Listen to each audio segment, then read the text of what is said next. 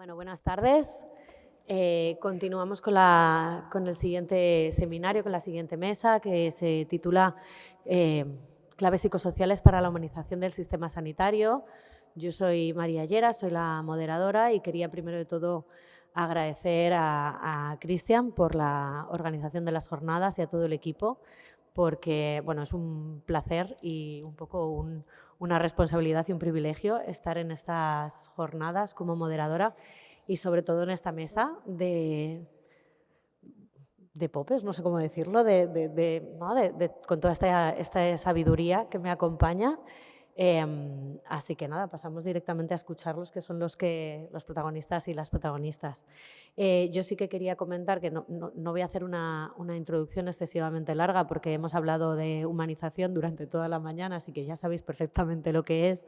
Sí que me preguntaba un poco cómo es eso de poner en el centro a la persona, de hacer una atención integral, cómo se plasma dentro del sistema sanitario, en lo concreto, que es un poco lo que creo que venimos a hablar en esta mesa. Hemos hablado desde la parte más teórica, desde lo que nos gustaría hacer, y ahora venimos a ver cómo estamos haciéndolo. Y la idea es que primero voy a hacer una presentación de todas las personas que participan en la mesa y que luego ya directamente vayan haciendo las ponencias para tener un poquito de tiempo después para el debate, ¿de acuerdo? Entonces, vamos a hablar desde lo concreto de cómo lo estamos haciendo en primera persona, directamente a través de la experiencia de Imma Clotet, que es paciente de cáncer de mama, fue paciente de cáncer de mama y fue atendida en el Institut Català d'Oncologia, y ella nos hablará de cómo estamos haciéndolo de bien y también de no tan bien en algunas ocasiones, para que después podamos también hacerle las preguntas que consideremos y que nos pueda ayudar, yo creo que de la forma más interesante, a cómo mejorar. Después hablará Ana Rodríguez Cala, que es doctora en Ciencias de la Salud por la Universidad de Lleida, máster en Investigación en Salud y máster en Administración y Gestión de Empresas y en Gestión de Enfermería, perdón, y emérita en el ICO. Y ella nos presentará un programa concreto que inició y que ha continuado, ¿no? Que ha podido mantenerse con mucho esfuerzo también de su parte en el ICO. Después hablará Xavier Gómez Batista, que es médico especialista en medicina interna y oncología, es catedrático de medicina paliativa en la Universidad de Vic y en la Universidad Central de Cataluña y director de la Cátedra de Cuidados Paliativos en la misma institución. Además, es director científico del Programa de Atención Integral a Personas con Enfermedades Avanzadas de la Fundación La Caixa, que es precisamente lo que nos viene a presentar, y que más concreto que cómo hacemos esta atención directamente en final de vida a través de, ¿no? de todo este programa, creo que no se puede hacer, y además desde hace mucho tiempo. Y por último nos hablará Montse Esquerda, que es doctora en medicina y especialista en pediatría. Actualmente es decana de la Facultad de Ciencias de la Salud de Blanquerna, Universidad Ramon Llull, y directora del Instituto Borja de Bioética. Es decana de la Facultad de Ciencias de la Salud y autora de libros como Hablar de la muerte para vivir y morir mejor y Cómo evitar dolor y sufrimiento añadido al final de la vida. Ahí es nada. Así que nada, cuando queráis empezáis. Pues nada, primero de todo, muchas gracias por contar conmigo como ejemplo de paciente. Gracias especialmente a Neus, a mi psicóloga, que fue la que me propuso estar aquí. Le dije que sí enseguida, pero ahora, como impone muchísimo esta sala, o sea que nada. Básicamente, yo creo que lo que se ha comentado ya en las varias sesiones, en las varias mesas, pero un tema muy importante que yo agradecí muchísimo cuando fui diagnosticada, y a mí me diagnosticaron en febrero de este año, o sea, hace nada, muy poquito tiempo, y yo puedo decir que soy una persona afortunada y agradecida, que esto lo hablamos en nuestras sesiones con Neus, de agradecer la atención que he recibido del sistema sanitario que tenemos. Tenemos un sistema sanitario que es espectacular, que funciona muy bien y que tenemos que ser agradecidos de lo que tenemos. Pero también es verdad que hay cosas que se podían mejorar, hay cosas que se podían hacer diferente, ¿no? En mi caso, mi diagnóstico fue porque mi madre ya tuvo un cáncer de mama hace 7 u 8 años, mi abuela falleció muy joven, con 33 años, de cáncer de mama. O sea que tanto, ya viví desde pequeñita, ¿no? Como mi madre se hacía los cribados desde muy joven, y a la que diagnosticaron a mi madre hace 7 años, pues yo empecé con 35, 36 años hacerme cribados. Es verdad que eran por la privada, porque yo por edad, con 35, ahora tengo 44, o sea, soy una paciente de cáncer de mama con 44 años. Yo no entro dentro de la edad de los cribados que tenemos aquí en la sanidad pública.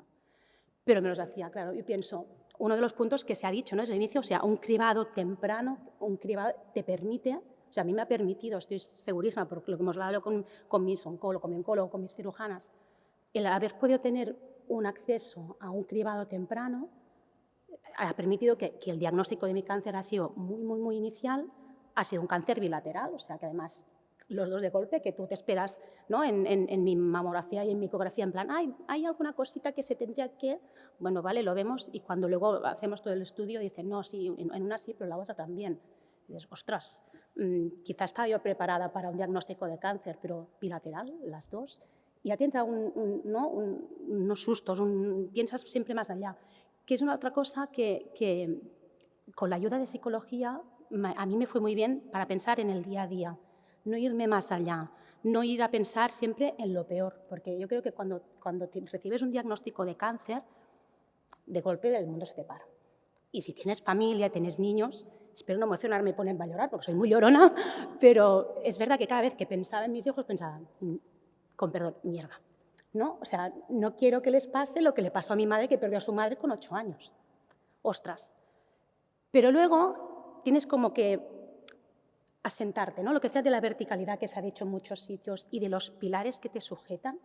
Qué importante es poner los pies en el suelo y que tengas a alguien que te acompañe desde el inicio, o sea, tanto el equipo de psicología que digo, me acompañaron desde el inicio, como las enfermeras, el personal de administración, evidentemente las cirujanas, el oncólogo, o sea, todo el equipo, que te hagan ver la realidad en ese momento, que no te hagan ir más para allá, porque tú te piensas, ¿y si no funciona? ¿Y si no es que, o sea, mi primera duda era en plan, vale, una doble mastectomía, toma ya, ¿no?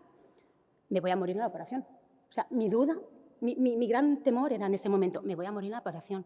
Y eso se lo pregunté a mi oncólogo. Le dije, Gastón, ¿y si me muero en la operación? Y me dijo, hombre, Inma, no nos ha pasado nunca. A ver, no podemos decir que no, porque al final también creo que los oncólogos, las oncólogas tienen esa parte que viven su profesión y por desgracia muchos pacientes se quedan en el camino.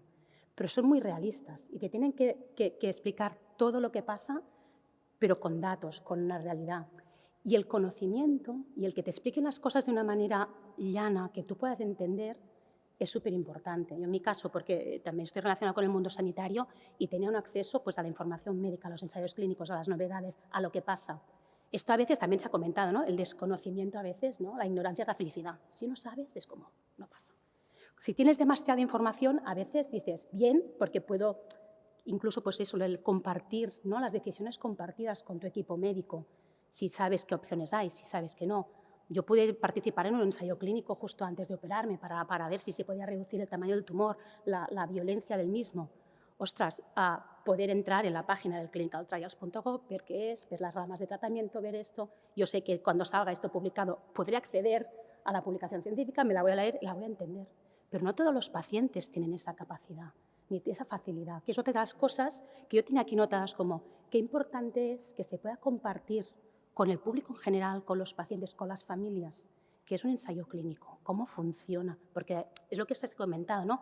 El mundo de la oncología está avanzando a pasos muy rápidos y que tengas a alguien de tu equipo, de tu equipo sanitario que te atiende, que te pueda explicar las cosas, que te pueda dar opciones.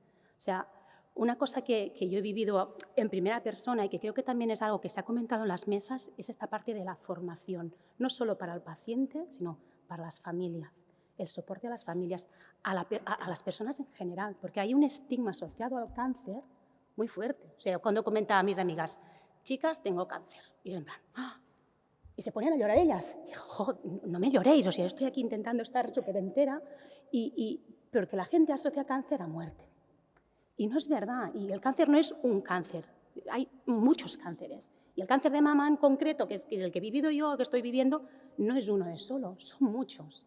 Yo lo he comentado con mucha gente, o sea, el día que me operaron a mí, que fue justo el día después del gran apagón, o sea, 29 de abril, pues el día del apagón estábamos 3 pacientes que nos operaban a todos al día siguiente y el hecho de compartir con otras lo que estás viviendo es súper importante. y esto lo comentábamos con Neus y con las pacientes en el hospital, tener espacios comunes para poder hablar con la gente de tú a tú, ¿no? Los programas de pares, hay en otras patologías también.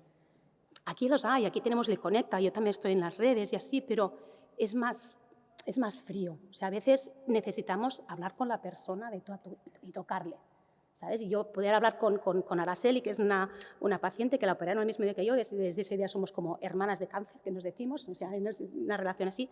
Con ella puedo hablar de cosas que por mucho que le pregunte a mi cirujana, ¿es normal esta sensación que tengo, que este pecho?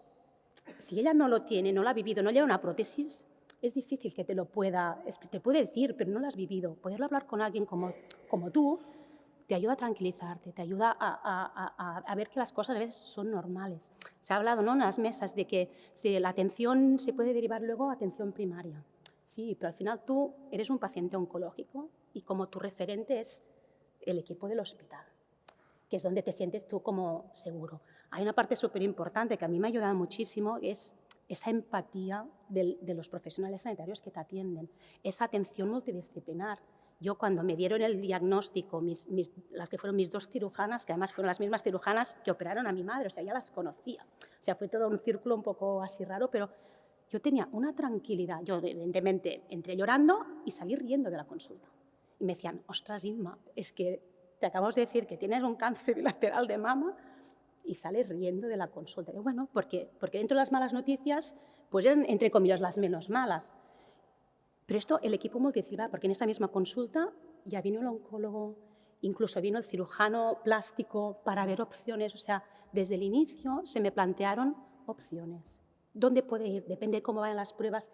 Podemos ir por aquí, podemos ir por allí. Puede ser una tumorectomía o puede ser una mastectomía. Podemos reconstruir con implantes o con tu propia grasa. O sea, se te plantean muchas cosas que la tranquilidad que yo tuve en ese momento de que me explicaran todo lo que hay, por dónde podemos ir, qué puede pasar. Y entre medio, pues luego pasan cosas, porque una prueba sale así, la otra sale así, y dices, ostras, yo que ya tenía encaminado esto, ahora resulta que voy para el lado contrario, ¿no? Y el primer día te plantean una doble mastectomía y dices, uff. Y al final dices, no, es que es la mejor opción. Y vas convencidísima. Ese proceso es súper importante que todos los profesionales sanitarios, todos, vayan a una y te escuchen y te pregunten. Porque en el caso de la reconstrucción, por ejemplo, decían, ¿implantes o tu propia grasa? Y decían, bueno, sí, con tu propia grasa siempre es mejor, no sé qué, no sé cuántos. Los implantes es más rápido. Me preguntaron. Porque al final dices, bueno, es que quizás no dispongo de un año para recuperarme de esta operación, porque mi situación familiar es la que es otro punto que tenía aquí anotado, que lo que me preguntaban desde el primer momento, tanto el personal de enfermería como así, ¿qué soporte tienes, Inma? ¿Tienes soporte a tu alrededor?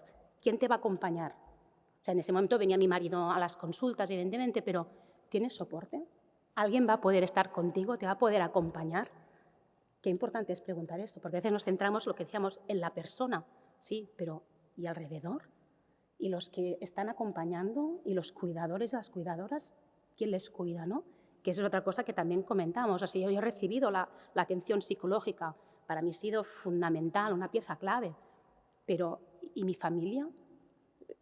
¿Cómo lo hacemos? A mí me fue muy bien hablar con ellos y plantear un par de sesiones de cómo les cuento a mis hijos que tengo cáncer y que me van a operar y que su mami, que es todoterreno, que lo hace todo o casi todo, no va a poder hacer casi nada. Ostras, tener recursos, saber dónde acceder a los recursos, que eso es otro punto que evidentemente lo típico. Tienes cáncer, ¿qué hace la gente? Google, Internet, cáncer. Ostras, es que todo es un desastre después. Y luego hay muchos influencers y mucha gente que luego te dice lo que se ha hablado también esta mañana, terapias alternativas, negacionistas, o te vamos a recomendar esta comida, lo otro, esto no comas, esto sí, esto ejercicio, esto. Ostras, también yo creo que el sistema público de salud tiene que poder ofrecer vías que sean reales, que sean no contrastadas, que realmente la gente pueda acceder de una manera fácil. Porque vale, yo soy paciente del ICO y tengo acceso al iConecta y puedo hacer, pero la población general también debería poder acceder a este tipo de recursos. Quizá tenemos oportunidades, ahora me viene a la mente, o sea, la maratón de TV3 de este año va del cáncer. Yo no sé si se han planteado realmente es público general, o sea, la gente tiene que tener unos conocimientos de lo que es, de lo que implica, el más allá de la parte médica. O sea, yo lo digo, yo tenía confianza plena en mis médicos, en todo el personal sanitario. Yo esta parte no me preocupaba, realmente no me preocupaba, decía, es que lo que vosotros digáis va a misa y yo, o sea, colaboro y participo en la decisión, pero sois vosotros, me pongo en vuestras manos. Pero alrededor, todo lo otro, sí que podía depender un poco de mí. Y nada, hay muchas cosas realmente por decir, si no lo dejamos después para el turno de preguntas, pero yo creo que un punto importante es eso, la importancia de ofrecer la atención psicológica desde el inicio, que es importante, pero también mantenerla. Cada persona puede necesitar unos tiempos, el saber que tengo yo la puerta abierta en cualquier momento y decir, te necesito, ha pasado algo que me ha destirotado otra vez. Pues tener estos recursos es importante, pero también es importante que los profesionales sanitarios conozcan que hay estos recursos y que los ofrezcan, porque no todo el mundo a veces es la suerte de tener un equipo que te lo ofrezca, que te lo diga, no todo el mundo ha tenido esta misma suerte. Yo soy afortunada y estoy agradecida, pero no todo el mundo, o sea, los dependientes sociales de la salud están y depende del código postal, pues tienes acceso a unos recursos o a otros, ¿no? Esto es una realidad, pero como mínimo los que tenemos disponibles, que puedan estar disponibles para que la gente lo sepa. Muy bien.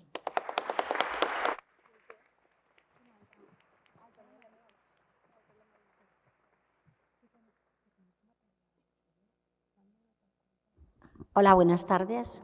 En primer lugar, quiero agradecer a Cristian por haberme invitado a estar aquí en esta mesa, además con personas tan influyentes, y bueno, y a todos vosotros porque también estáis aquí pues, escuchando las diferentes ponencias que se están realizando.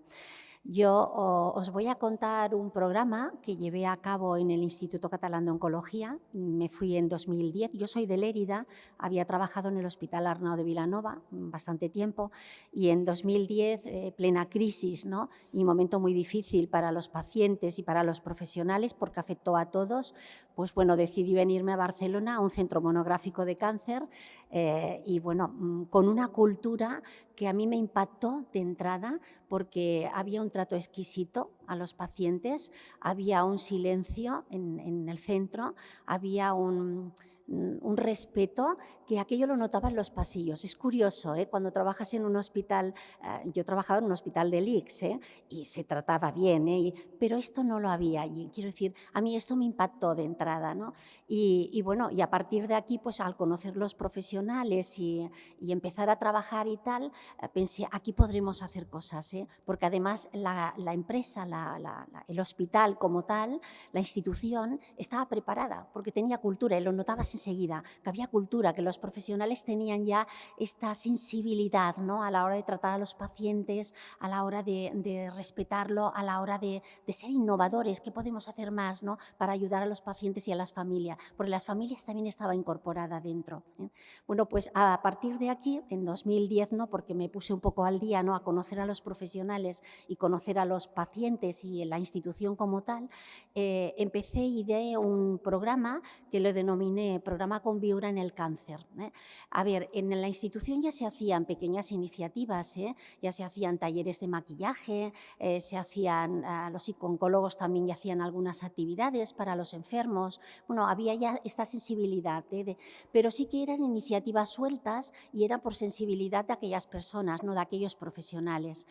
Yo consideraba que esto debería de estar dentro de la estrategia de la institución y debería de ser algo como cualquier otra actividad que se haga en la institución. Igual que se hace un diagnóstico, un tratamiento, pues ¿por qué no acompañar, por qué no cuidar a los pacientes y a los familiares en todo aquello que la administración pública no ayuda porque no tiene recursos? Porque cuando tú hablas de llevar este programa a cabo, lo primero que te dicen es no, nosotros tenemos el presupuesto que tenemos para diagnosticar y para tratar a los pacientes.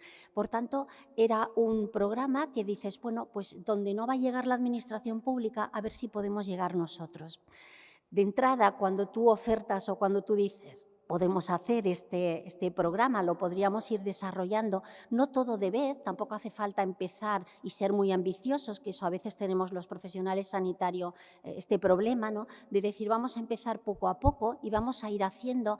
y vamos a partir desde las necesidades de los pacientes. Muchas veces cuando se hacen los programas se hacen, pues bueno, a veces de arriba abajo, ¿no? Hay que hacer esto, pues venga, y se diseña y se empieza a trabajar.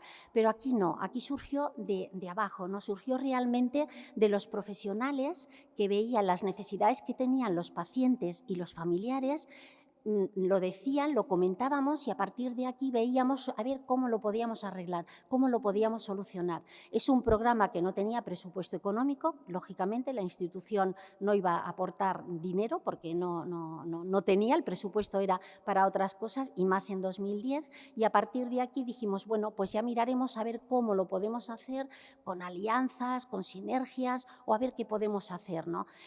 Es un programa en el cual participaron muchísimos profesionales y además de todas las disciplinas, fisioterapeutas, enfermeras, psicólogos, oncólogos, hematólogos, auxiliares, celadores, personal administrativo. Quiero decir que hubo en cada uno de los proyectos que íbamos haciendo, que iba a contemplar lo que era el programa como tal, iba participando profesionales diferentes. Y algo que también fue bueno de entrada es que cada proyecto que hacíamos dentro del programa tenía una persona que era la que lo coordinaba y la que de alguna manera también se iba a responsabilizar de todo lo que era hacer el seguimiento y la evaluación, que es algo muy importante a la hora de desarrollar pues, cualquier programa que hagamos, ¿no? En cualquier institución sanitaria o que sea de otro sector, ¿no?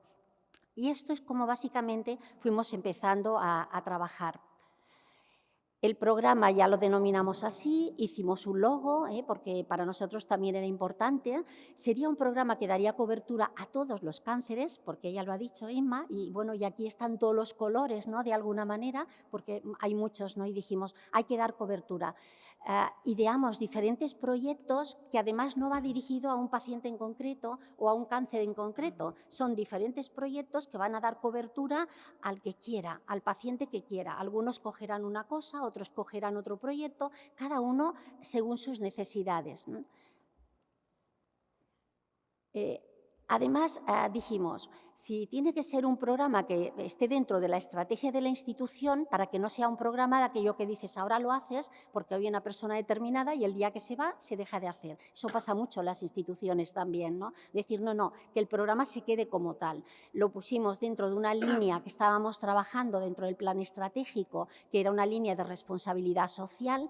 Cuando hablas de responsabilidad social y en un centro monográfico de cáncer, claro, los profesionales dicen, si nosotros ya somos responsables, nosotros ya cuidamos muy bien a los enfermos, y efectivamente sí, pero además cuando hablamos de responsabilidad social es a nivel más institucional también, no solamente hacer actividad y cuidar a los pacientes, hay que tener también esta mirada, ¿no? Social, porque además el cáncer es una enfermedad que afecta a la vida laboral, a la vida social, a la vida emocional, a la persona, a los acompañantes, a las familias. Quiero decir, esta mirada que sí que la tiene el profesional sanitario, pero no la tienen los equipos directivos muchas veces. Por tanto, lo incluimos dentro de esta línea de responsabilidad social. Y además lo alineamos a 3 valores que estamos trabajando y que ya se estaba trabajando en la institución. Allí había normalmente 5 valores, pero nosotros decidimos que el programa entraba dentro de 3 valores. Sabéis que en las instituciones se habla mucho también de los valores y están puestos a veces por todas partes y en las carpetas y en los documentos, pero luego cuando entras lo notas enseguida que aquellos valores no los tienen, que no lo están trabajando. Por tanto, nosotros ya el programa también lo alineamos a 3 valores. Uno era pensar como pacientes, otro era calidad con calidez y otro era equipos a tu lado. Encuadraba perfectamente el programa, porque realmente allí en la institución los profesionales pensaban como paciente, continuamente estaban haciendo cosas, innovando para ayudar a los pacientes y a las familias. Calidad, una institución monográfica de cáncer. Bueno, el tema de ISOs, el tema de acreditaciones estaba al orden del día, quiero decir, era importantísimo y tenían cultura además para hacerlo y trabajarlo, pero además de hacer las cosas bien, con calidad, calidad y con acreditaciones, hay que hacerlas con calidez, hay que mirar a las personas, hay que hablarles, hay que entenderles también y escucharlas como tal. Y luego equipos a tu lado, lógicamente. Yo creo que los pacientes, ¿no? Y Inma lo ha dicho, lo que primero quieres es alguien a tu alrededor, alguien que te hable, alguien que te mire, alguien que te escuche, ¿no? Por tanto, los equipos son importantes. Y nosotros lo alineamos a estos 3 valores, el programa. El objetivo era promover una serie de acciones y una serie de actividades para ayudar al bienestar de la persona enferma y al familiar o al acompañante y para mejorar la calidad de vida. Porque sí que es verdad que el diagnóstico y el tratamiento es importante, pero es muy importante también estar bien emocionalmente. Es muy importante, y también se ha hablado en la mesa anterior, ¿no? La psicología está positiva, ¿no? El dar positivismo, y además hay evidencia científica sobre que va y funciona mucho mejor, ¿eh? Por tanto, la metodología que seguimos, participativa totalmente, salió de abajo arriba, era de necesidades que el profesional detectaba en algo en concreto y venía, nos lo explicaba, y a partir de aquí nosotros nos poníamos en marcha con ellos a ver qué podíamos hacer, con quién podríamos hacer alianza para llevar a cabo aquel proyecto para los pacientes. El seguimiento, lógicamente, hay que hacerlo también. Teníamos que hacer seguimiento y tener algunos indicadores de quién participaba en los programas, de qué satisfacción había, ¿no? Y luego resultados, ¿no? el impacto que tenían. Y luego también, como todo lo hacíamos con alianza con diferentes instituciones y empresas, hacíamos convenios. Y cada año, al finalizar el año, evaluábamos con ellos si realmente valía la pena seguir haciéndolo o si teníamos que dejar de hacer el proyecto porque no había habido resultados. Y elaborábamos una memoria anual muy importante para presentarla al comité directivo, para que todo el equipo directivo supiese que se estaba haciendo aquello también, aparte de la actividad, del presupuesto y de todo lo que se habla en los comités de dirección o en los consejos de administración. Bien. Esto fue el programa y de alguna manera ahora os explicaré y os enseñaré algunas fotos de lo que fuimos haciendo. El programa básicamente tenía 4 líneas, ahora los diré. Pero luego aparte también y paralelamente al acabar íbamos haciendo el programa, también pensamos que era importante el hacer un plan de humanización. Ahora se habla mucho de planes de humanización y en muchas instituciones lo están trabajando y haciendo, ¿no? Pero nosotros en aquel momento consideramos con los clínicos, con psicooncólogos, Jorge Matic aquí me ayudó mucho también, ¿no? De decir, venga, vamos a hacerlo, pero vamos a hacerlo realmente alineado a los valores de la institución, alineados a la estrategia de la institución y luego, sobre todo, con los profesionales, con pacientes de las 3 instituciones en aquel momento, de Badalona, Girona y del IC Hospitalet, y con acompañantes y con familiares. Y la verdad es que yo creo que fue positivo y de alguna manera de ahí salieron unas líneas que, a pesar que dices, sí que es una institución que está humanizada, pero teníamos que mejorar algo en comunicación y en información, sobre todo en la accesibilidad. Bueno, había algo de coordinación también. Quiero decir que siempre hay cosas para mejorar. Nunca hay una excelencia perfecta en nada, siempre hay cosas para mejorar. Bien, como os digo, tenía el programa cuatro líneas. Una línea era Hospital Amable. Cuando dices el hospital, el IC Hospitalet es durísimo, es de piedra dura, que bueno, lo ves desde fuera y con aquellos baldosines azul, es horroroso aquello, no es nada de amable. Y dijimos, bueno, vamos a ver si podemos hacerlo un poco más amable, porque es lo que tenemos, ¿no? Y entonces hicimos contactos con una arquitecta, con una escultora de aquí de Barcelona, Montse Sastre, para ver si nos cedía algunas esculturas, ¿no? Y la verdad es que muy bien, porque nos cedió 12 esculturas, con los clínicos miramos a ver dónde la podríamos incorporar y la fuimos colocando por el hospital. Luego hicimos también una colaboración y buscamos, ¿no?, algún pintor para ver si podríamos hacer en un pasillo que tenemos lo que era la exposición de pintura. Y también encontramos un pintor de aquí de Barcelona que, bueno, súper bien. Además, él venía con su furgoneta y cada 3 meses nos cambiaba los cuadros, las pinturas. Era una exposición itinerante que le llamábamos. Bueno, era poco a poco. ¿Y qué hicimos también? veíamos que en la institución no había una sala o algo, ¿no?, para que los pacientes o los familiares pudiesen llorar o pudiesen juntarse en un momento determinado, y consideramos que eso era muy importante. Los espacios en los hospitales son muy complicados y no teníamos, desde luego, y entonces sí que miramos en un pasillo a la entrada del hospital que si lo cerrábamos con un vidrio, con un cristal, con algo, allí podríamos hacer una salita que, aunque no fuese muy grande, podrían los pacientes y los familiares bajar y estar unidos en momentos determinados, bueno, que quisieran estar solos allá, ¿no? Y efectivamente la institución nos puso el vidrio, y entonces lo que hicimos es, en un hotel que nos enteramos que iban a cambiar todo el mobiliario, nos fuimos a hablar con ellos a ver si nos podrían dejar mobiliario, y cogimos el mobiliario que nosotros vimos más adecuado para hacer esta sala. Era una sala laica, había diferentes Biblias, y para se podían hacer bodas, y de hecho se hizo alguna boda, y luego, bueno, pues algunos familiares pues la utilizaban, y le denominamos una sala de recogimiento para estar para allí. Contactamos también con unas mujeres que se reunían cada mes aquí en Barcelona, que eran todas de lenguas extranjeras, que hacían los cojines que se daban a las mujeres que tenían cáncer de mama, ¿no?, y se ofertaban pues los cojines, cada mes ellas nos lo traían y nosotros lo repartíamos y tal. El tema con la fisioterapeuta y la prevención del linfedema, también pues bueno, ella hacía los ejercicios y también estaba en estas actividades. La psicooncóloga, las enfermeras, las voluntarias también, sobre todo a la hora de Navidad, que dices, venga, que podemos repartir para los enfermos, unas mantitas que siempre tienen frío, ¿no?, para los acompañantes que se quedan por la noche y es duro, en una butaca la mantita siempre les va bien, y bueno, cada año también hacíamos alguna actividad.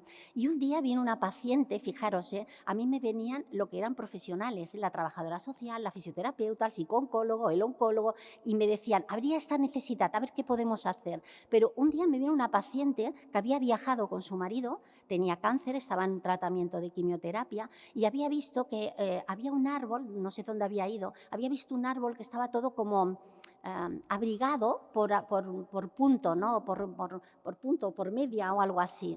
Y me dijo, me haría muchísima ilusión los días que vengo a hacer el tratamiento poder ir haciendo para adornar, ¿no?, uno que estaba delante de oncorradioterapia, un árbol, para abrigarlo, el árbol como tal. Le dije, perfecto, que sí que lo podía hacer, pero sí que utilizaríamos lanas de diferentes colores, cada una de un color, porque el cáncer tiene diferentes colores, y efectivamente durante todo este tiempo no solo ella hacía ya lo que era el punto, sino que contagió a otras enfermas que estaban en el tratamiento, y bueno, cuando acabaron todo, un día llamamos a la prensa, a la radio, vinieron su marido, su mujer, a su madre, su hijo, y bueno, no sabéis la ilusión que le hacía a aquella mujer y el proceso del tratamiento, cómo lo había vivido ella haciendo lo que es, pues bueno, el adorno que hizo al árbol, ¿no? A veces pequeñas cosas dan ilusión también y ayudan a llevar la enfermedad y a convivir de otra manera. Aquí tenéis también diferentes fotos, sobre todo con las voluntarias de la ICC trabajábamos muchos. Todos estos proyectos lo hacíamos en colaboración, o bien con la ICC, con Oncolliga, o con diferentes entidades. Veis aquí también, y acabo.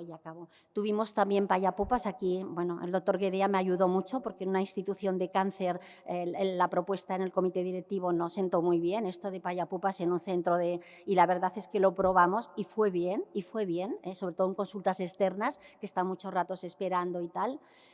Y bueno, simplemente yo para acabar diría, es un proyecto, es un programa que, bueno, yo hace 2 años que no estoy en el ICO, pero está allí el programa, está funcionando, porque además hace 2 días he visto por LinkedIn que Ángela, que ahora lo está llevando, que está el programa. El programa está registrado, es institucional, es del ICO, quiero decir que es lo importante, y yo creo que la administración también tiene que tener esta mirada más social, esta mirada más de acompañar o de hacer. Dinero no costó, porque todo lo que hicimos fue pues convenios de colaboración con diferentes instituciones para ayudar a los enfermos y a los a los familiares. Y bueno, solo 2 cosas más y acabo. Hicimos un convenio con el Colegio de Abogados, porque muchos pacientes que eran autónomos o tenían problemas de separación con los niños y tal, hicimos un convenio en el cual tenían derecho a 4 pro bonos gratuitos. Y los abogados también hicieron una selección de abogados muy expertos para poder atender rápidamente a los pacientes. Y hicimos también un convenio con el tanatorio, porque hay familias que no pueden pagar un entierro, no tienen velatorio, no tienen flores, ¿no? Y hicimos también a través de la trabajadora social, que era la que hacía la valoración y tal, hicieron entierro, hacíamos 3, 4 cada año de 300 euros gratuitos del todo o un poco más. Por tanto, lo dejo aquí ya. Tenía algunas frases, pero me paso de tiempo y nada, pero voy a poner la siguiente, léela.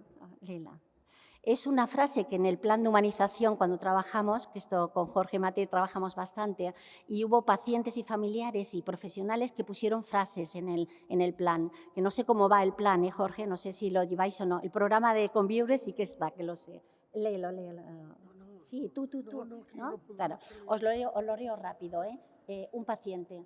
No recordaré las caras, recordaré las miradas, la propera, la llunyana, la que irradia un somriure, la que no diu res, aquella que amb vergonya baixa i la que franca i alta et mira i t'abraça. També recordaré les mans, les obertes i disposades, i aquelles que en el seu cos es mostraren tancades. Gràcies a totes les persones que obren el cor i ens il·luminen. Que anima. Vinga, lo dejo.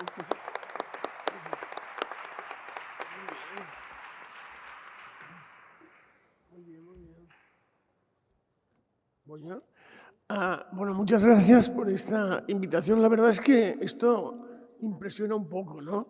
Y me siento observado por los Reyes Católicos, por Cristóbal Colón. Bueno, tengo como no sé si me he tomado pocas gotitas hoy como para ver todo esto, ¿no? Pero bueno. Y en un contexto así hay que hablar de los vínculos, porque imagino que fuera una consulta externa y que los pacientes estuvieran allí y nosotros estuviéramos aquí, que es...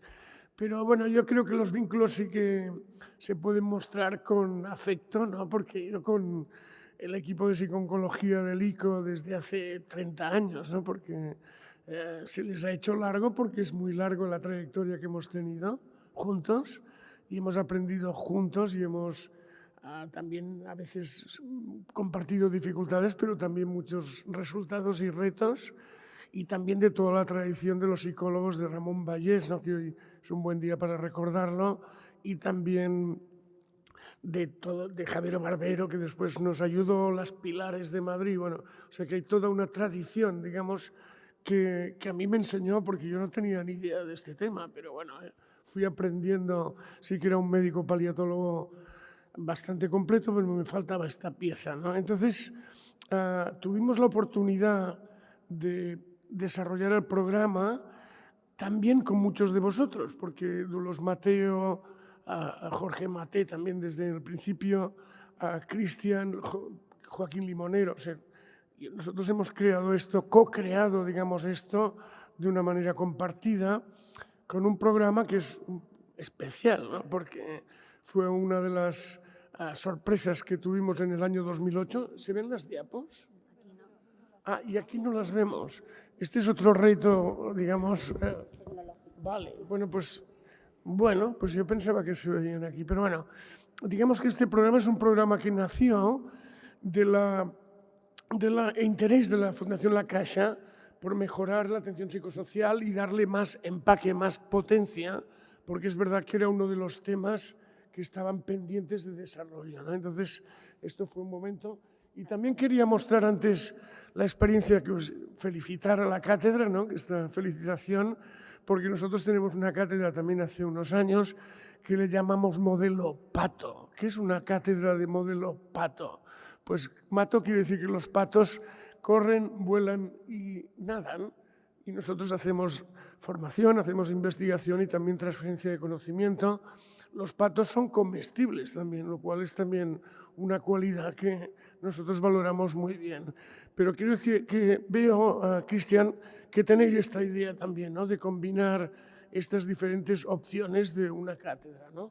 O sea que me parece buena idea. Nosotros empezamos el programa en el 2008 porque había este gran interés de la Fundación de dar respuesta a esta necesidad, y el programa nació, digamos, con modelos de atención que construimos con vosotros, pero también modelos de organización muy claros desde el principio. Yo creo que esto fue también un diseño como muy pensado, muy madurado, muy fundamentado, ¿no? Porque yo creo que también fundamentar las cosas de una manera inicial es fundamental para que después funcionen, ¿no? O sea, que tenía unas bases muy sólidas, y también es verdad que también tenía como modelo de organización, ahora lo veo aquí, muchas gracias, utilizamos el concepto de equipo de soporte, que es una cosa que sabíamos desde los cuidados paliativos, pero que aplicamos en este caso, ¿no? Como modelo de organización. Voy a hablar más rapidito de los resultados más relevantes, porque el programa tiene otra característica muy importante, que es la sistematización de los resultados, porque el objetivo del programa es catalítico, o sea, genera evidencia para que después se transmita, porque si no se genera evidencia no se puede transmitir, ¿no?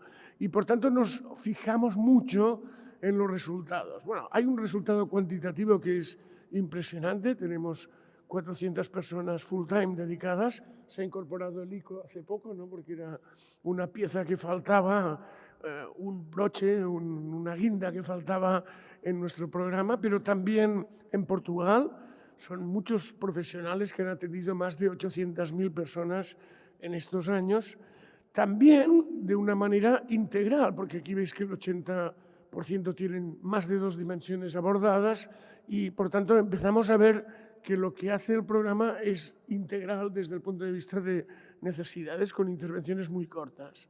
Y la evaluación sistemática, que yo creo que es un punto que hemos aprendido también juntos, Cristian, Jorge, etcétera, de que la evaluación sistemática, el propósito es mejorar la calidad, pero también tiene un propósito de responder a preguntas de mejora que, como veréis, se han convertido, no digo una obsesión o un trastorno, pero sí una vocación muy intensa del programa, de decir, bueno, estamos comprometidos con mejorar, no nos conformamos con que el 23% de las personas no respondieran a la intervención, no nos podemos conformar con esto, ¿no? Y en esto quiero recordar que el NICE publicó hace muy pocos años, 3 años, una idea muy práctica, porque nosotros no somos académicos, somos doers que hacen cosas, somos gente que hace cosas, pero resulta que las registra y las mide y después tangencialmente las publica, pero no es el objetivo, ¿no? Pero si las haces bien, este mundo real tiene mucho valor porque describes lo que haces bien y lo describes y lo muestras bien. Y esto es muy interesante porque es lo que hemos hecho con el programa de una manera muy sistemática, porque es verdad que tenía este compromiso de generar esta evidencia. Y entonces lo que ha pasado es que hemos utilizado todo tipo de metodologías. Esta es cuantitativa cuasi experimental pre-post, para mejorar con el EEP, que es un instrumento también creado con vosotros. Esto es la mejora de la percepción de soledad, también cuasi experimental pre-post, pero también desarrollando programas que respondían a nuevas necesidades. Por ejemplo, la atención telemática, Cristian, que estuvimos comentando, por ejemplo, la escuela de cuidadores, por ejemplo, la intervención en residencias, que es uno de los gaps, de los áreas más difíciles de la atención paliativa en España, ¿no? Que son 380.000 personas, no sabemos cómo atendidas, ¿no? O sea que realmente desarrollaba esta manera de observar y de generar evidencia con una multimetodología que es multimodelo, multiintervención, porque la intervención no es única, no prescribimos morfina y nos vamos, o sea, intervienen de una manera psicosocial muy compleja, ¿no? Y que por tanto es una intervención muy compleja, y también la hemos ido desarrollando tanto en la actividad como los resultados de riesgo social, que nos ha sorprendido muchísimo, de la cantidad de personas que tienen necesidades psicosociales y también la percepción de calidad. Y además, con este objetivo, ¿no?, de decir, ostras, ¿qué podemos hacer para mejorar? Resulta que lo que vimos es que la efectividad y en la espiritualidad había personas que manifestaban que la espiritualidad les ayudaba y estas personas son menos resistentes a la intervención, responden mejor y sufren menos. O sea que realmente constatar esto con un buen sistema de información es muy relevante. Y también, por ejemplo, que este grupo de personas con necesidades complejas o que pueden tener riesgo de refractariedad de nuestra intervención, también era muy interesante preguntarse cómo podíamos identificarlas en el principio de la visita para hacer una intervención más intensiva. Y lo estamos haciendo, ¿no?, que es desde la primera visita tener este objetivo, digamos, igual que en el dolor, el estadio 2 de Edmonton dice que es más difícil, tengo que hacer más cosas, pues en la atención psicosocial pasa lo mismo también, con la sorpresa, que no sabíamos con detalle, que los aspectos sociales son esenciales. O sea, la soledad es un factor de refractariedad y de sufrimiento muy importante, por ejemplo, aparte de la complejidad psicosocial o psicológica, ¿no?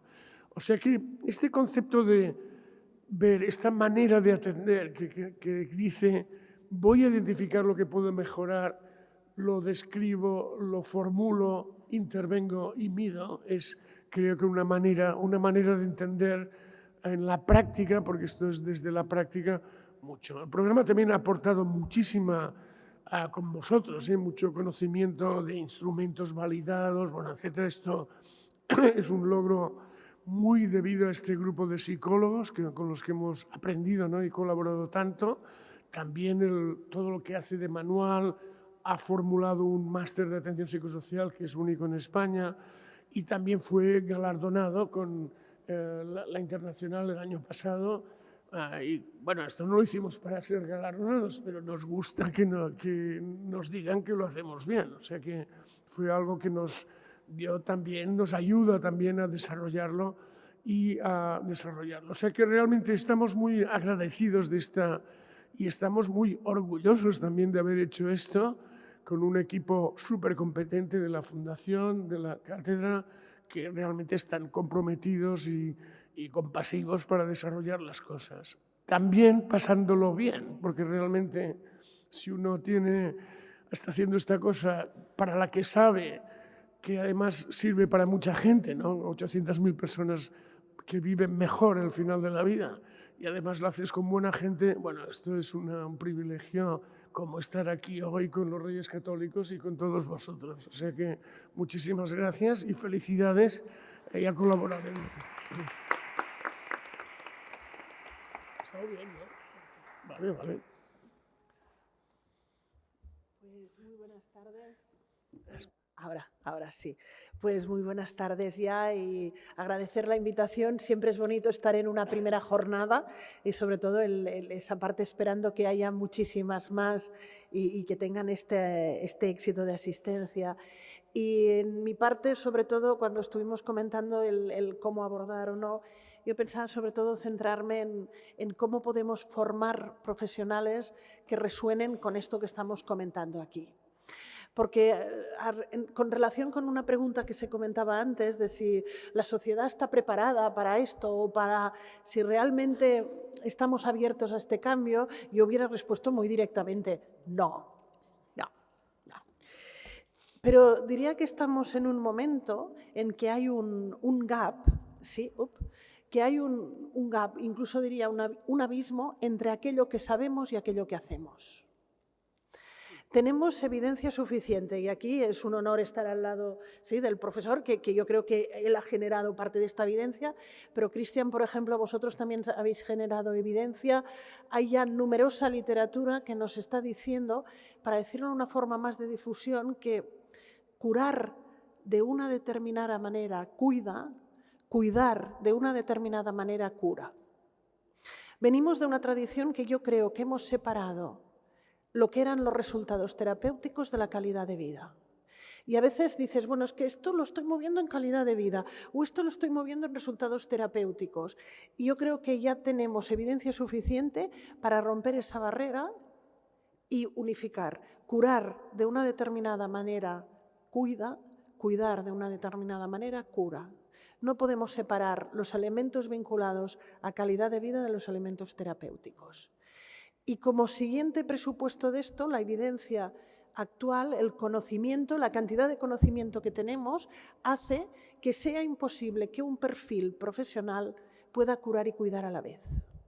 Ninguno. Cada uno de nosotros, como perfiles profesionales, es encontrar qué elementos dentro de nuestra profesión. Sí, yo ahora me ha tocado asumir una facultad en que tengo enfermería, fisioterapia, empezamos medicina, farmacia. Es qué elementos dentro de cada una de estas profesiones los compartimos y son elementos terapéuticos y qué elementos son especializados. A partir del punto en que yo como profesional de cualquier manera reconozco estos elementos, podré detectar mucho mejor esa necesidad de escalar hacia lo especializado. A partir del momento en que pueda compartir y entienda que en esta forma de atender tiene cabida evidentemente la atención psicológica, pero es que tiene cabida mucho antes de seguramente lo que la estamos haciendo. Cuando alguien planteaba el tema de la especialidad, pensaba, ostras, espero que sea con un aumento de plazas, porque si las plazas que hay ahora en el PIR las empiezas a repartir en subespecialidades, vamos mal, ¿eh? Quiero decir, bienvenidas sean, pero hombre, como 200 más de psico-oncología y 200 más de infanto-juvenil, porque si no, no estamos haciendo nada, ¿eh? Me refiero con esta mirada, es decir, qué elementos responden a cualquier especialidad, a cualquier parte profesional, porque la enfermera si te atiende de una determinada manera tendrá efectos curativos. El oncólogo, hoy no lo he traído, hay un metaanálisis que me encanta, un metaanálisis, 55 estudios. Los resultados oncológicos están directamente relacionados con la empatía del oncólogo. Los oncólogos empáticos curan más. Aquí, esto es una correlación, ¿eh? Seguramente habrá diferentes aspectos causales. ¿Sí? Un oncólogo empático te escuchará mejor, entenderá mejor tus necesidades, detectará antes que tienes otras necesidades a cubrir. Me refiero aquí, los elementos causales no te los explica el metaanálisis, pero esto es algo que tenemos que tener grabado en vena. Porque normalmente acostumbramos a hablar para los convencidos. Por eso cátedras como esta sirven para irnos hacia los no convencidos. Y con este mensaje, curar de una determinada manera, cuidar de una determinada manera, cura.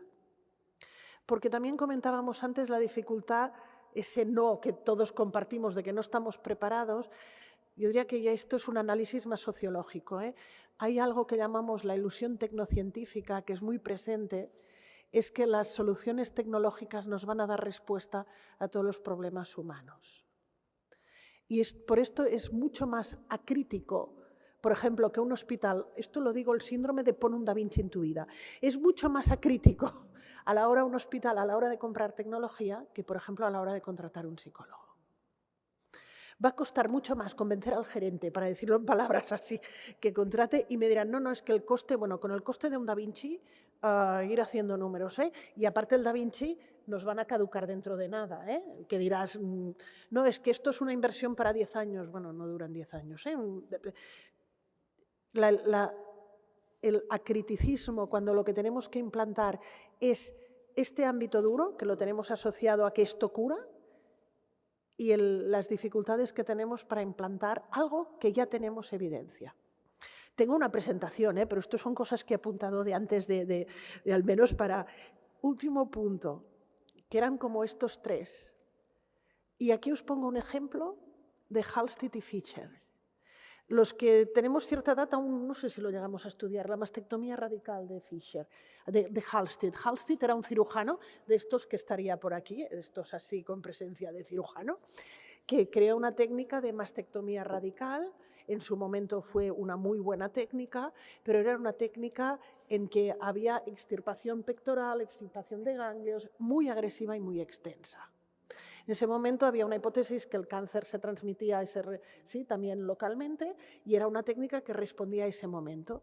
empezó a haber evidencia de que esto no era así, que aproximaciones quirúrgicas mucho más respetuosas y con menos efectos secundarios empezaban a funcionar. Y esta línea la defensó Fischer. Tardaron décadas, centenares de estudios para que se desterrara la mastectomía radical de Halsted y se empezara a hacer la tumorectomía o mastectomías parciales de Fischer. Y Fischer utilizó una frase que me gusta mucho, que es "In God we trust", en Dios creemos, todos los demás tienen que aportar datos. ¿Sí? Necesitamos datos. La intuición que muchos tenemos de que esto va o no va, necesitamos, sí, aterrizarla con datos. Y es todo esto que estamos comentando, introducirlo en todas las formaciones. Es ya suficiente evidencia como desde que fisioterapia, enfermería, sí, tengamos que empezar a introducir.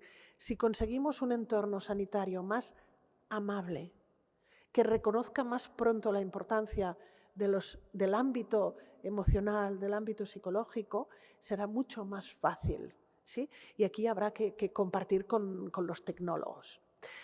De hecho, yo vengo de la parte de la docencia en bioética. Y hubo un momento de estos momentos de caerse del caballo, en decir, ostras, ¿qué estoy enseñando? Este es un articulillo que hicimos. De realmente me gustó lo de los intangibles, porque soy muy de los intangibles. Porque fijaros que todos estos elementos de cuidamos con aquello que somos. Yo cuido con aquello que soy. No cuido con un elemento, no cuido con un aparato, no cuido. ¿Y cómo promovemos esto? Hubo un momento que yo me planteé esto, es evaluando el cómo enseñaba bioética. Y para mí supuso un cambio. Estaba enseñando bioética como un aspecto muy práctico. Enseñábamos a la gente como la ABCD, los 4 principios y cómo resolver casos. Y en realidad no estábamos enseñando, aquí lo poníamos, si estábamos formando médicos virtuosos, los podríamos poner empáticos, los podríamos poner de si realmente la bioética te transformaba. Y a mí me cambió la forma en cómo enseñar y atender bioética. Porque yo también entraría en ese debate si tenéis un día de los intangibles, si se pueden enseñar o no se pueden enseñar. Lo que sí que tenemos claro es que muchas veces en las formaciones los destruimos.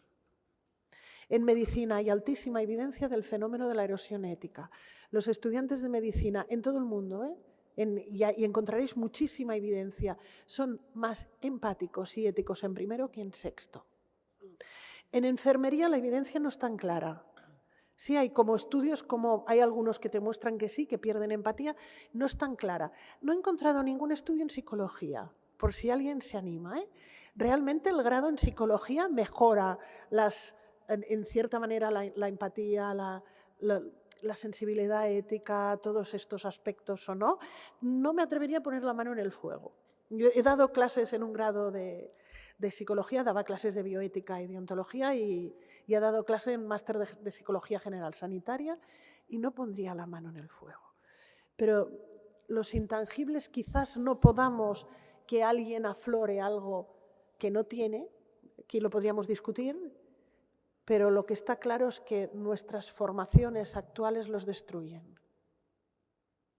Sí, es un fenómeno a darnos cuenta de cómo formamos. Este es como el artículo que empezó toda esta polémica, el demonio está en tercero. Es Hoyat, que más ha publicado en empatía médica, y empezó la polémica de lo que os estoy comentando en 2009. Encontraréis desde entonces artículos prácticamente en toda sociedad, en todo el mundo, sobre que la empatía y la ética decaen en medicina y bastante en enfermería. Porque sí, seguramente es ese énfasis en ciencias duras, la anatomía, la fisio, la bioquímica, la pato, y cómo nos olvidamos de la importancia de este aspecto blando. Sí, esto es una editorial muy bonita del Lancet, es una editorial. La práctica clínica tenemos que tratar personas con sus peculiaridades, sus incertidumbres, sus angustias, y solo podré llegar a una persona si atiendo al lado blando con la ayuda del lado duro. Seguimos enseñando una visión muy positivista de la persona. Hay incluso quien ha hablado en las facultades de ciencia de la salud, lo digo en general, hay quien ha hablado incluso como negligencia existencial. No abordamos en nuestras facultades aspectos como muerte, dolor, sufrimiento. Esa negligencia incluso se fomenta este distanciamiento de los pacientes o la visión del paciente únicamente como objeto de interés. Aprendemos así, ¿sí? Aprendemos así de forma que esto creó una polémica en redes. Es un médico que fallece una paciente en urgencias, cuando ha llegado sale fuera y llora, y generó un enorme debate en redes sobre los límites profesionales, si hay que llorar o no. Esta mañana no he podido venir, tenía clase con estudiantes de enfermería, me han puesto a dar paliativos, y yo digo, bueno, con compañeras de paliativos, de enfermería de paliativos, no, yo ahí, bueno, y hablábamos, pues nos ha salido un tema de los límites profesionales. Si, por ejemplo, cuando fallece un paciente y lo has atendido, si tendrías que comunicarte con la familia o no, de cuál es nuestro límite, y ha salido el tema de llorar. Y no hay una respuesta fácil. Lo fundamental es que sean cosas de las que podamos hablar y podamos haber debate sobre esto. Este me gusta mucho, un libro sobre la muerte. Se llevaba durante un tiempo, mira, ponía allí claramente, pero lo saqué, que no me lo viera Shakira y pensara que fuera una... Sí, fijaros, cuando llevaba 3 años en la Facultad de Medicina me di cuenta hasta qué punto el enfoque fisiológico ensombrece realidades existenciales como la enfermedad, el sufrimiento o la muerte. Desde mi primer día de educación médica se me comunicó claramente e implícitamente que el anátomo y la fisio son la verdadera materia y los estudiantes pierden esos intangibles, la razón por la que decidieron estudiar medicina. Hay todo un proceso en el que, sí, voy, es que no, ya voy acabando. Hay todo un proceso que es la socialización sanitaria, que es el paso del aula a la realidad. Y sabemos que es un proceso en que se mueven cosas muy distintas. Todo el tema del currículum oculto, que aprendemos cosas, por ejemplo, de quién o quién no puede hacerse broma. Si me preguntáis a mí, de nadie, pero lo aprendemos. Aprendemos esto, si se puede llorar o no, pero aprendemos mensajes de peligro si nos involucramos demasiado. Pero todo esto sigue estando en lo implícito. Aprendemos a cuidar desde lo implícito. Y hay gente que lo aprende muy bien, pero lo dejamos al azar. Por eso, yo creo que hay que promover, que es lo que estoy intentando en la facultad. Llevo 8 meses, no puedo daros indicadores y resultados, pero bueno, cuidados paliativos es optativa. Me enfadó mucho. Yo de momento ahora participo, pero bueno, los siguientes hay que ir a una modificación de grado y esto no puede ser optativo. Y hemos empezado aquí a resonar. ¿Pero qué intentamos? Sí, esta es como la última todo esto que estamos hablando debe ser un itinerario a lo largo del grado. No puede darse en una asignatura. Tiene que ser un itinerario, pero tampoco es transversal, porque lo de transversal es no de nadie. Tienes que tener una serie de asignaturas identificadas a lo largo del grado que cuiden de esto. Hacer explícito lo implícito. Poner nombre a todo aquello de lo que no hablamos. Las conspiraciones del silencio actuales son lo que no hablamos los profesionales. Introducir todo el ámbito de humanidades, literatura, cine. Las simulaciones no técnicas. La práctica reflexiva. Hemos introducido, por ejemplo, los debriefings, que hacemos mucho en simulaciones, los debriefing en las prácticas. Los estudiantes que enviamos a hacer prácticas y que ven y se impregnan, cuando regresan hay que hacer debriefings. ¿Qué han vivido, cómo lo han vivido y cómo han reflexionado?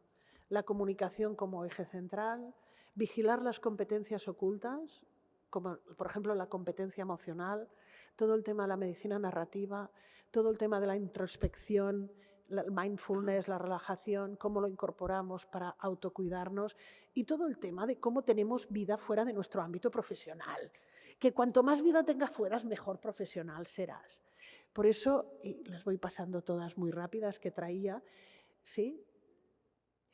Me gustan mucho las narrativas, todas las penas pueden soportarse si las ponemos en una historia o contamos una historia de ellas. ¿Sí? Cómo nos explicamos, cómo reflexionamos, cómo buscamos vida afuera y sobre todo, Peabody hace 100 años decía, el secreto de cuidar al paciente es cuidar al paciente. Os sabéis, hizo un informe sobre la educación médica hace 100 años, 1927, Peabody. Epstein que introdujo todo el tema de la práctica reflexiva, decía, el secreto del cuidar al paciente es cuidar a los profesionales para que puedan cuidar, pero yo creo que ahora ya, no he puesto izquierda 25, pero bueno, el secreto de cuidar al paciente es formar a estudiantes de ciencias de la salud que sepan incorporar los elementos de cuidado y de cuidarse para que puedan cuidar a las personas. Gracias.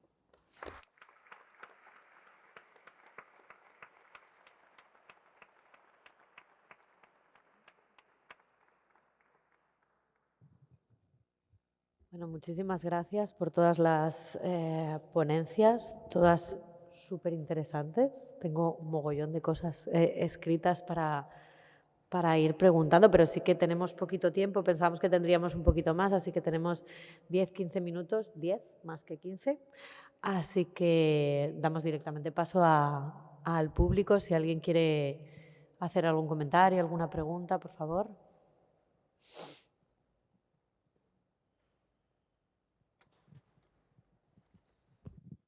Hola, bon dia. Moltes gràcies als ponents. Jo volia preguntar a Montse i Xavier, tots dos sou garants de la formació dels metges, de com humanitzar aquesta formació sanitària. I jo em pregunto, perquè crec que cada cop dintre dels graus som més capaços d'integrar aquestes assignatures, però és veritat que tot això es va perdent malgrat l'esforç que fem, no? Múltiples professionals en formar en comunicació assistencial, en males notícies, en presa de decisions anticipades, no? I em preguntava quina suggerència teniu un cop els alumnes ja passen a la formació sanitària especialitzada, no? I com cuidem aquests metges, com podem ser-hi, no? Sovint ens demanen formació en males notícies i jo em sento una mica impostor quan tornem a parlar dels mateixos autors i els mateixos estudis, no? I em pregunto com podem ser-hi amb aquests metges joves en formació que potser es van degradant, que potser tenen aquesta pressió, que potser es senten sols portant una planta de màxima complexitat com a R3, no? Llavors us volia llançar la pregunta, quin paper creieu que podem jugar en aquest cas com a psicòlegs clínics o com a altres professionals sanitaris amb aquesta tasca compartida, no? Gràcies. Bueno, gràcies. Moltes gràcies i Montse ja m'ajudarà també. Nosaltres a la facultat el que tenim és el que deia un itinerari, perquè hi ha una assignatura del Ministeri de Segon que es diu Medicina Social i no sé què, que és un batiburrillo, que es lo que hace normalmente el Ministerio, y esta la hemos convertido en una asignatura que se llama el ofici de metge, que es el cómo hacer de médico. Y en el cómo hacer de médico es todos los contenidos, pero también intervienen pacientes. Por ejemplo, hay una sesión con pacientes que vienen pacientes expertos crónicos y les dicen a los estudiantes, con un grupo, un paciente, 2 estudiantes, qué les gusta y qué no les gusta de los médicos. Y los estudiantes tienen que grabar lo que han aprendido del oficio de médico de los pacientes, ¿no? Bueno, pongo un ejemplo, pero también hablan de espiritualidad, bueno, con lo que tenemos una base. Luego hay una optativa de paliativos que la hacen casi todos, que no es obligatoria porque alguien decidió que no lo era en aquel momento, pero va a serlo en algún momento porque la hacen la mayoría, pero en cada especialidad al final hay un taller de paliativos en oncología, en hematología, en neumología, o sea que tienen cada una, es decir que al final de la formación todos han tenido contenidos, porque estos contenidos de las especialidades se van trinando porque alguien que no haga la optativa también tenga la competencia. Esto está pensado de alguna manera. Pero lo que comentas tú es posterior, ¿no? Porque es decir, y también hacen prácticas en servicios de cuidados paliativos los estudiantes. O sea que, y yo les pregunto siempre en sexto, cuando sobre todo me abordan para que les pague el viaje de final de curso, que es lo que les interesa más al final, y el TGV, y todo, el TGV no, exacto, el TFG, es que realmente se acuerdan de esto, porque si se ha hecho con simulación, han intervenido pacientes, se acuerdan. No lo hemos medido, porque creo que deberíamos hacerlo, pero se acuerdan. Y luego yo creo que después en la especialización médica y de enfermería es fundamental las estancias en equipos de paliativos, que también son muy bien valoradas, porque de hecho lo que valoran más nuestros estudiantes es la estancia en sociosanitarios que tienen paliativos. Es la actividad mejor valorada por los estudiantes, ¿no? Porque allí es lo que decían de intangibles de la mentorización, el cómo se hace, ¿no? Porque yo estoy muy preocupado por decir el cómo, ¿no? Porque el cómo es las medidas verbales y no verbales, ¿no? O sea que no sé, Montse, si me ayudas un poco. Yo creo que aquí es fundamental lo que comentábamos, el poder ya también encontrar medidas y poder encontrar evidencia de qué es lo que nos va a ir mejor.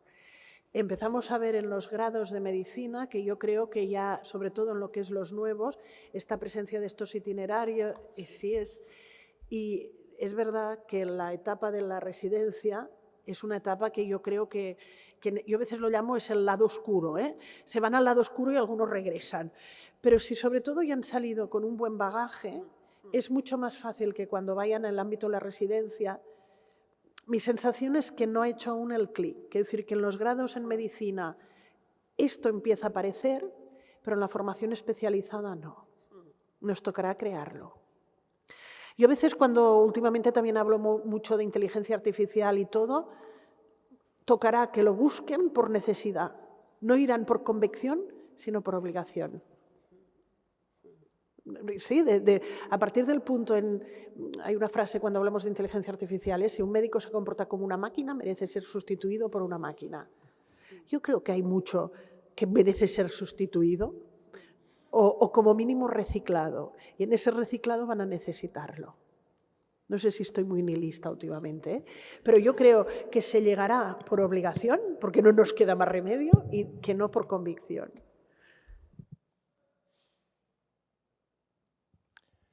Yo tengo un comentario. Yo os quiero felicitar realmente. Yo soy oncólogo, yo soy Ferran Guedea, yo he asistido a muchas mesas redondas y yo creo que habéis hecho una mesa espléndida. La paciente que lo has hecho de maravilla. Nos has emocionado a todos con esta empatía que has hecho. A la doctora Rodríguez Cala, que nos ha dado esta visión de cómo humanizar un hospital y el modelo y la iniciativa que participamos todos en ICOS muy activamente para participar en dicha iniciativa. Y luego los dos últimos ponentes que nos habéis dado la visión de cómo se puede empatizar más y dar esta humanización en la carrera de medicina, de enfermería, etcétera, que creo que ha sido excelente.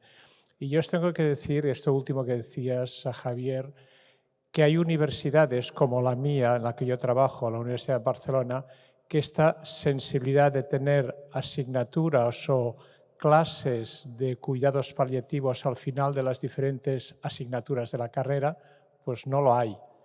Y yo creo que esto es bueno porque nos habéis dado una visión de cómo podemos humanizar y empatizar hospitales y universidades para que tengamos mejores profesionales y para que tengamos pacientes como, creo que te llamas IMA, como IMA, que estén tan contentas de la atención oncológica que han recibido. Por lo tanto, realmente os digo muchas felicidades, magnífica mesa, y felicidades a Cristian por todo como lo ha organizado.